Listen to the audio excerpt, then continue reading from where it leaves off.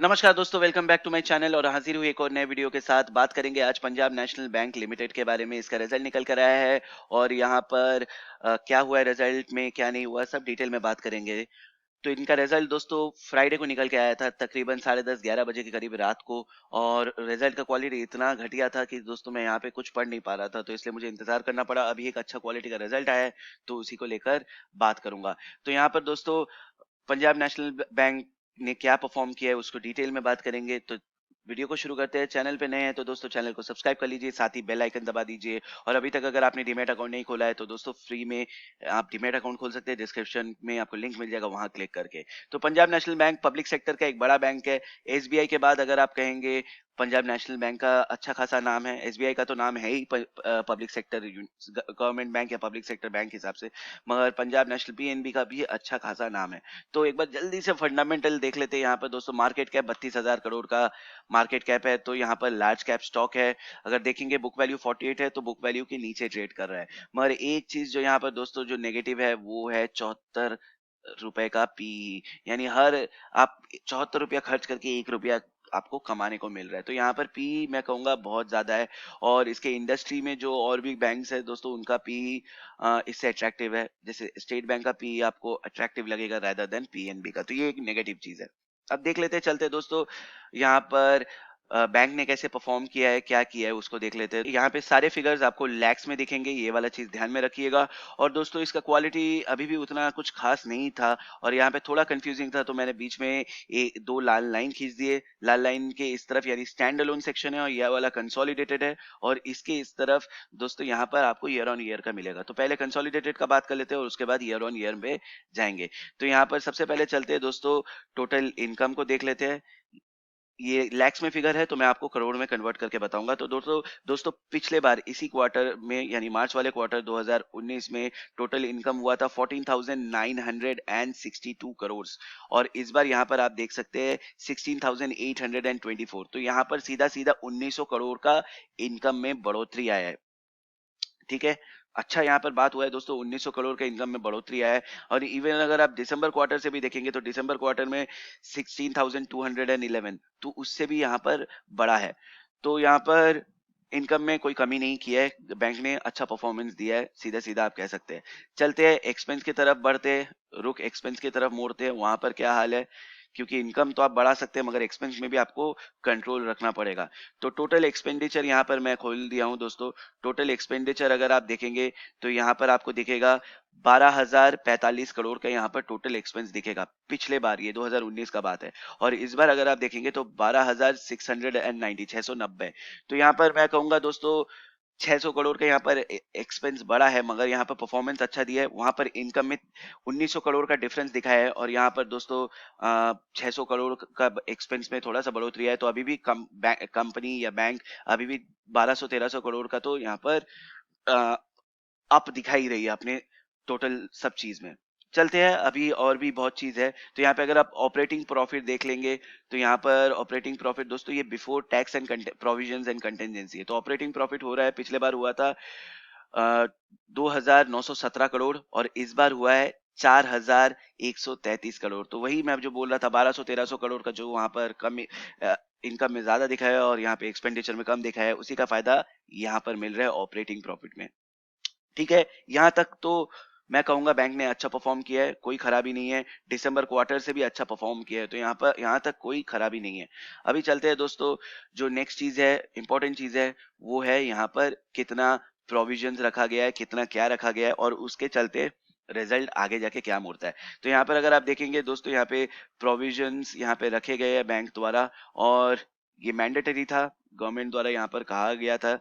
तो कुछ mandatory provisions है और कुछ तो इनके एनपीएज है। आपको पता है पंजाब नेशनल बैंक के एनपीए बहुत ज्यादा है, तो उसके चलते यहाँ पर आप देख सकते हैं यहाँ पे प्रोविजंस रखे हैं बैंक ने। और बैंक ने यहाँ पे खुद स्टेटमेंट दिया है कि कितना उन्होंने प्रोविजंस रखा और कितना नहीं रखा।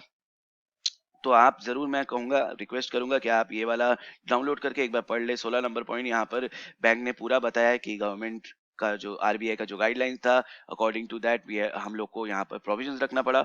और उन्होंने the bank is required to make provisions 10% of outstanding advances over the 2 quarter beginning with quarter ended March 31 2020। तो यहाँ पर बैंक को 10% का प्रोविजन रखना ही पड़ा, मैंडेटरी है। और यहाँ पर पूरा डिटेल में बताया कितना यहाँ पर रखा गया है, सब यहाँ पे डिटेल में बताया गया है। तो आप यहाँ पर, मैं रिक्वेस्ट करूंगा आप यहाँ पर आके इसको पढ़ लीजिए। तो ठीक है, चलते हैं वापस रिजल्ट पे। तो आखिरकार क्या हुआ, तो आखिरकार सब करके दोस्तों यहाँ पर अगर प्रोविजन सब देखेंगे तो वो सब हटाकर, मतलब लेकर, net profit for the period बनता है दोस्तों। पिछले बार था यहाँ पर 4715 का लॉस था, और इस बार वो हुआ है 596 का लॉस। तो यहाँ पर मैं कहूंगा कंपनी ने पिछले बार के हिसाब से तो अच्छा परफॉर्म किया है, और यहाँ पे -596 लॉस हुआ है, जाहिर सा बात है। मगर ये भी आप ध्यान में रखिए दोस्तों, ये सब प्रोविजंस है, ये कंपनी ने एक एक्सपेंस करके दिखाया है। हो सकता है बहुत इनमें से प्रोविजंस ना, बहुत इनमें से एनपीए ना टर्न हो, तो वो बाद में कंपनी को इन द लॉन्ग रन यहाँ पर बेनिफिट मिल सकता है।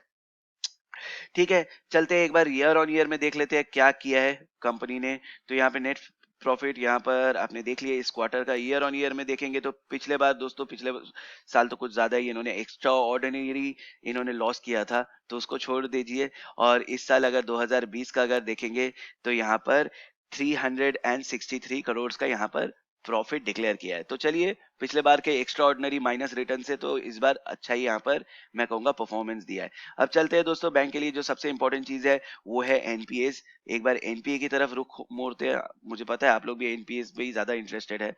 तो यहाँ पर अगर आप देखेंगे तो यहाँ पर ग्रॉस एनपीए, ये अगेन थोड़ा कंफ्यूजिंग है, कौन सा 2018 है कौन सा क्या है, ये बहुत कंफ्यूजिंग है। चलिए, तो ये 2019 है, तो ग्रॉस एनपीए दोस्तों 2019 के जो क्वार्टर साल एंड हुआ था वहां पे 15.50% था, और इस बार 14.21। तो यहाँ पे 1% से ज्यादा यहाँ पर उन्होंने अपना ग्रॉस एनपीए कम किया। नेट एनपीए 6.56 और इस बार 5.78। तो यहाँ पर भी आप कह सकते हैं 8-9% यहाँ पर अपना एनपीएस कम किया। अब चलते हैं दोस्तों, अर्निंग पर शेयर देख लेते हैं, जो मैं जिस पे सबसे ज्यादा इंटरेस्टेड हूँ। तो यहाँ पे बेसिक अर्निंग पर शेयर दोस्तों पिछले बार -29 था। इस बार पिछले बार तो कुछ कमा के ही नहीं दे रहा था, उल्टा आपका पैसा ले ले रहा था। इस बार चलिए 80 पैसा ये यहाँ पर कमाकर आपको देगा। तो अब चलते हैं यहाँ पर दोस्तों, शेयर की तरफ रुख मोड़ते हैं। और यहाँ पर अगर आप इस शेयर को देखेंगे तो लगातार यहाँ पे डाउन ट्रेंड की तरफ ही बढ़ता जा रहा है, बढ़ता जा रहा है, बढ़ता जा रहा है। मगर दोस्तों यहाँ पर एक चीज ध्यान में दीजिए, परफॉर्मेंस ठीक है, इंप्रूवमेंट दिखाया है, अल्टीमेटली लॉस आया है, तो शायद मार्केट इसका नेगेटिव इम्पैक्ट दे, शायद नहीं भी दे, क्योंकि रेवेन्यू बढ़ा है तो इम्पैक्ट नेगेटिव ना भी दे। मगर जितना दूर लगता है दोस्तों, ऐसे स्टॉक अपने बुक वैल्यू पे ट्रेड करने चाहिए। तो यहाँ पर कुछ दिनों में ये शायद आपको अपने बुक वैल्यू में मिल जाएगा, जो कि 48 है। तो ये कुछ दिनों में शायद आपको 48 के रेंज में, 48-50 के रेंज में धड़ल्ले से मिल जाएगा। उसको छोड़ के दोस्तों, पर्सनली मुझे नहीं लगता यहाँ कोई इन्वेस्टमेंट करने का। अगर आप ये शॉर्ट टर्म का जो जंप का फायदा उठाना है, यहाँ से अगर आप परचेस करके ये 48-50 का फायदा उठाना चाहते हैं, उस डिसीजन लेके आप यहाँ पे वो सोच के यहाँ पे इन्वेस्ट कर सकते हैं। उसको छोड़ के पर्सनली तो मुझे यहाँ पे कोई रीजन नहीं बनता दोस्तों कि मैं यहाँ क्यों इन्वेस्ट करूँ।